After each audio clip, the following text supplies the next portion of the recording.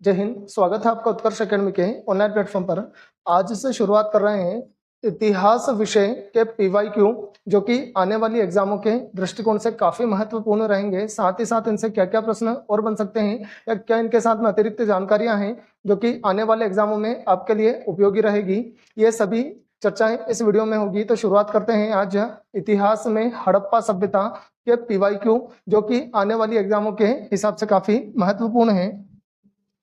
आज का पहला प्रश्न है, हड़प्पा सभ्यता का सर्वाधिक मान्यता प्राप्त काल है। हड़प्पा सभ्यता का सर्वमान्य समय कौन सा है, यह प्रश्न में पूछा गया है। तो आंसर आएगा सी वाला। इतिहास में दो सभ्यताएं मुख्य रूप से पढ़ी जाती है, हड़प्पा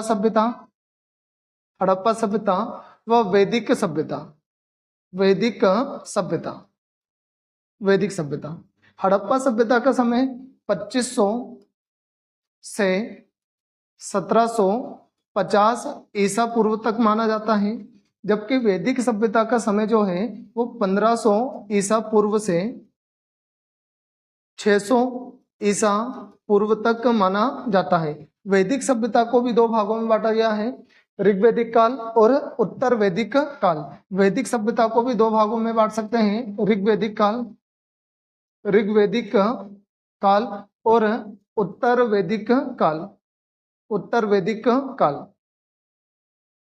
वैदिक काल।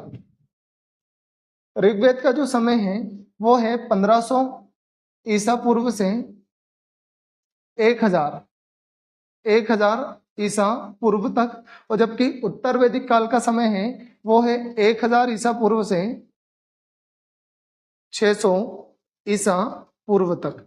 ये बातें ध्यान रखें, एग्जामों में प्रश्न खूब आते हैं। तो आपका पहला प्रश्न था, हड़प्पा सभ्यता का सर्वाधिक मान्यता प्राप्त काल क्या है, सर्वमान्य समय क्या है। तो आंसर आएगा सी वाला, 2500 ईसा पूर्व से 1750 ईसा पूर्व तक हड़प्पा सभ्यता थी। उसके बाद आती है वैदिक सभ्यता, जो आर्यों ने इसकी शुरुआत की थी। उसका समय रहता है 1500 ईसा पूर्व से 600 ईसा पूर्व तक। वैदिक सभ्यता को दो भागों में, ऋग्वैदिक काल और उत्तर वैदिक काल में बांटा गया है। ऋग्वैदिक काल का समय 1500 ईसा पूर्व से 1000 ईसा पूर्व तक होता है, जबकि उत्तर वैदिक काल का समय 1000 ईसा पूर्व से 600 ईसा पूर्व तक होता है। अगला प्रश्न देखते हैं।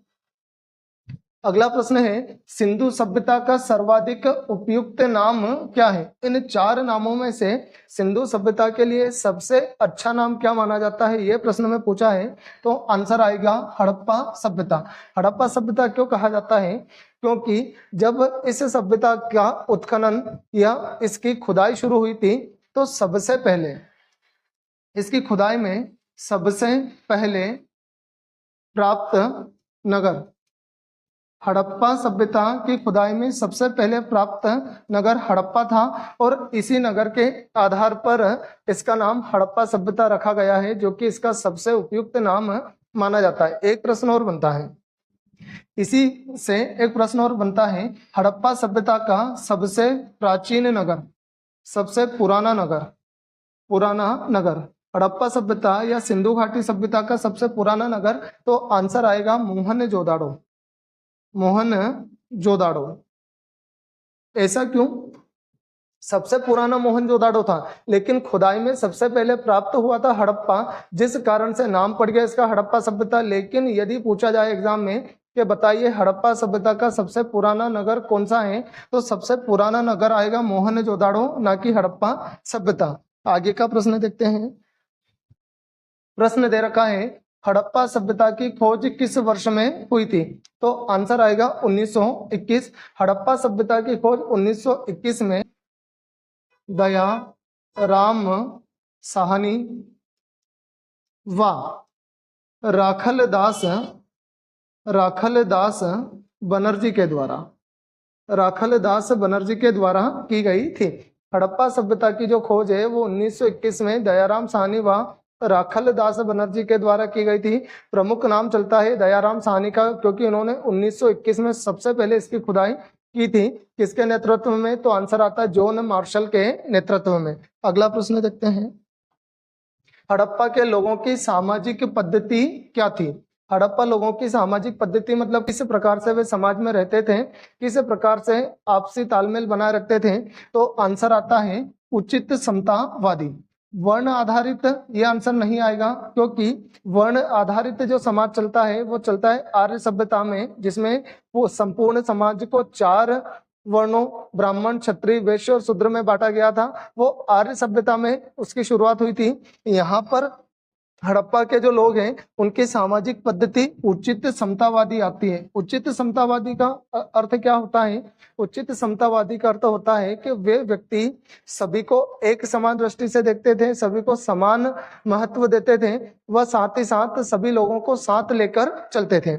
अगला आपका प्रश्न है, हड़प्पा सभ्यता के संपूर्ण क्षेत्र का आकार किस प्रकार का था?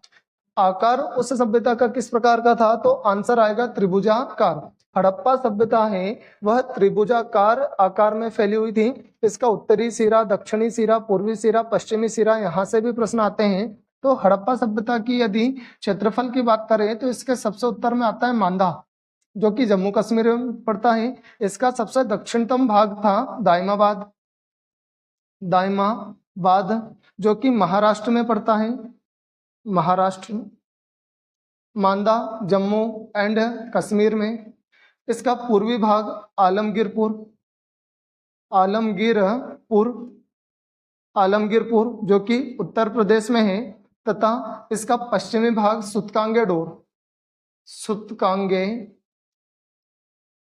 सुतकांगेडोर है, जो कि बलूचिस्तान में स्थित है। इस प्रकार से इसके चारों पॉइंट हैं। अब यदि इसके आकार की बात करें तो इस प्रकार से त्रिभुजाकार आकार में यह फैली हुई थी, तो आंसर आएगा सी वाला, त्रिभुजाकार आकार। अगला प्रश्न है, सिंधु घाटी स्थल कालीबंगन किस प्रदेश में स्थित है? तो आंसर आएगा राजस्थान। कालीबंगन जो है वह राजस्थान राज्य में स्थित है। इसकी प्रमुखता यह है कि कालीबंगन से जुते हुए खेत के साक्ष्य, काली चूड़ियां व मिट्टी से बना हल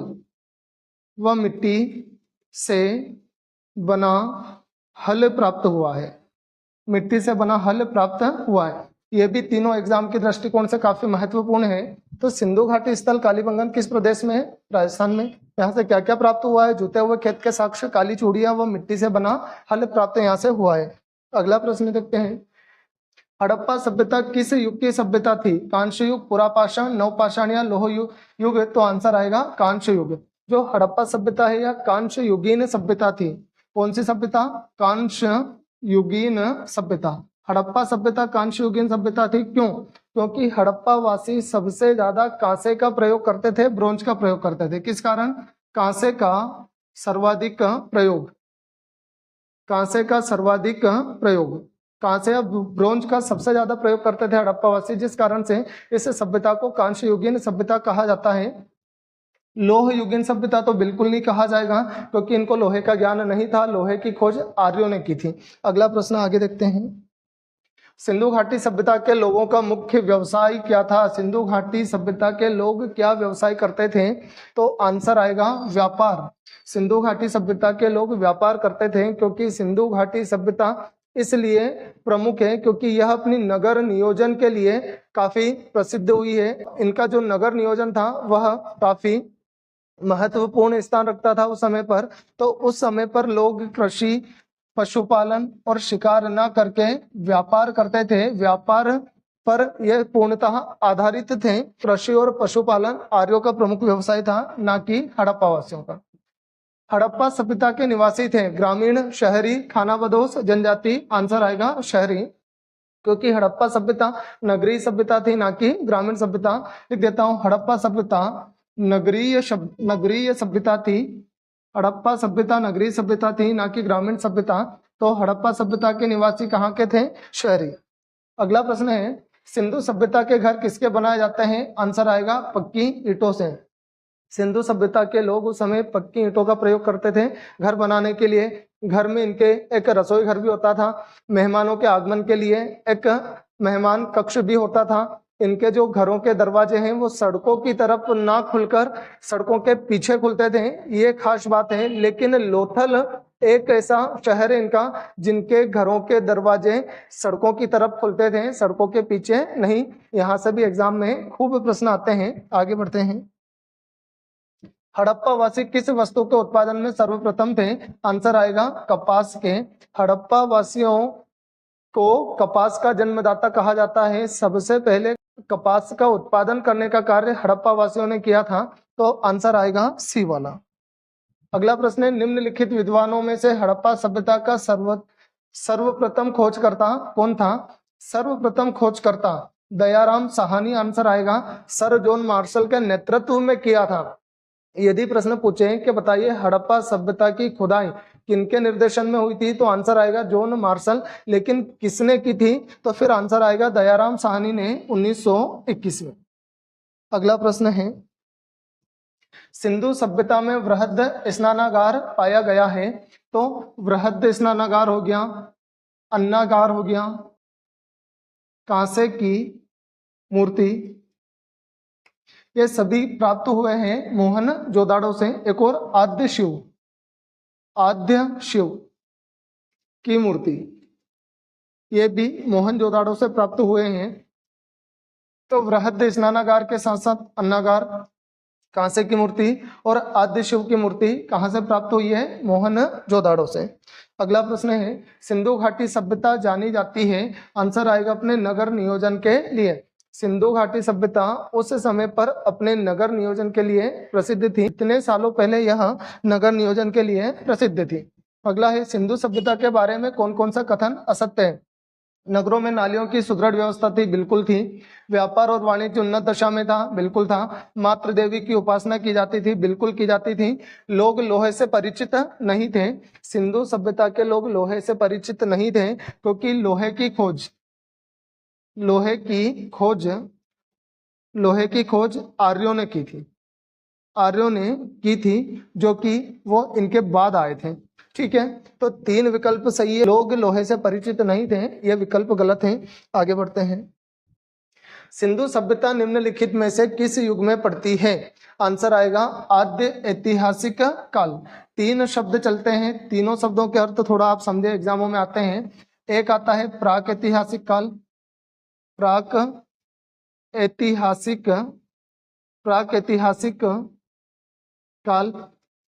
एक होता है आद्य ऐतिहासिक काल, एक होता है ऐतिहासिक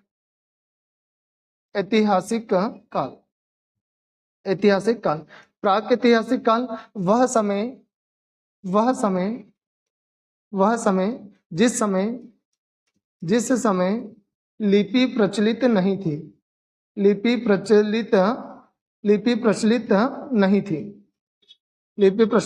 थी। प्राक ऐतिहासिक काल वह समय होता है जिस समय व्यक्ति को लिपि का ज्ञान नहीं था, स्क्रिप्ट का ज्ञान नहीं था, लिपि प्रचलित नहीं थी, उस समय को बोला जाता है प्राक ऐतिहासिक काल।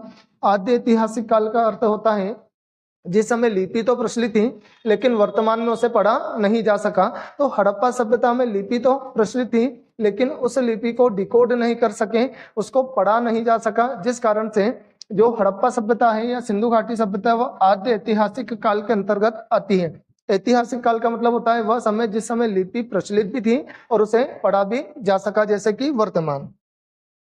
आगे बढ़ते हैं। हड़प्पा कालीन लोगों ने नगरों में घरों के विन्यास के लिए कौन सी पद्धति अपनाई थी? आंसर आएगा ग्रिड पद्धति। हड़प्पा सभ्यता के लोगों ने नगर नियोजन में ग्रिड पद्धति अपनाई थी। ग्रिड पद्धति में जो घर रहते हैं वो घर समकोण पर बने होते थे तथा 2 प्रमुख सड़कें होती थी जो कि एक दूसरे को भी समकोण पर काटती थी। इसे बोला जाता है ग्रिड पद्धति। अगला प्रश्न है, हड़प्पा कालीन स्थलों में अभी तक किस धातु की प्राप्ति नहीं हुई है? तो आंसर आता है लोहे की। हड़प्पा सभ्यता में लोहे धातु की प्राप्ति नहीं हुई है क्योंकि हड़प्पा वासी लोहे से परिचित नहीं थे। लोहे की खोज सबसे पहले आर्यों ने की थी, तो आंसर आएगा लोहा। किस पशु के अवशेष सिंधु घाटी सभ्यता में प्राप्त नहीं हुए? तो आंसर आएगा गाय। सिंधु घाटी सभ्यता के लोग गाय से परिचित नहीं थे। अगला प्रश्न है, स्वतंत्रता के बाद भारत में सबसे अधिक संख्या में हड़प्पा युगीन स्थल कहां से प्राप्त हुए हैं? तो आंसर आएगा गुजरात से। स्वतंत्रता के बाद सबसे ज्यादा जो स्थल प्राप्त होते हैं वो गुजरात से हुए हैं। और ओवरऑल यदि हड़प्पा सभ्यता की बात करें तो हड़प्पा सभ्यता के सबसे ज्यादा स्थल पाकिस्तान में स्थित है, पाकिस्तान के सिंध में। अगले वीडियो में और क्वेश्चन लेकर आएंगे जो कि आपके एग्जामों के दृष्टिकोण से महत्वपूर्ण है। यदि आपको वीडियो अच्छा लगा तो सब्सक्राइब करें उत्कर्ष एकेडमी पचोर के यूट्यूब चैनल को और हमारे साथ जुड़कर आगे की एग्जामों की तैयारी करते रहें। जय हिंद, जय भारत।